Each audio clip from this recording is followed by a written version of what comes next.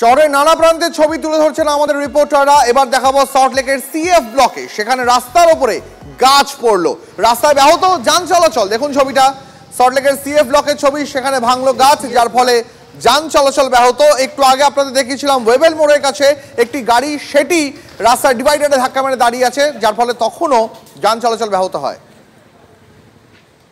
এভাবেই কি গাছটা কি বিপজ্জনক অবস্থায় ছিল? হ্যাঁ, গাছটা বিপজ্জনক অবস্থায় আজ 2 মাস ধরে রয়েছে। আমরা মিউনিসিপালিটিকে বলেছিলাম। তারপরে পরশু এই 4 দিন আগে একটা লরি এসে 16 চাকা ধাক্কা মেরে আরও গন্ডগোল হয়ে গেছিল। মানে এটা পড়েই যেত যে কোনোভাবেই, কিছু করা যেত না। সল্টলেকে এরকম জল আগে দেখেছেন? হ্যাঁ, ওই একবার 20 বছর আগে হবে, একবার জমেছিল। 20 বছর আগে দেখেছি। তারপরে তারপরে আর কোনো দিন দেখিনি। আমাদের এখানে জল জমা মানে গোটা কলকাতা ডুবে গেছে।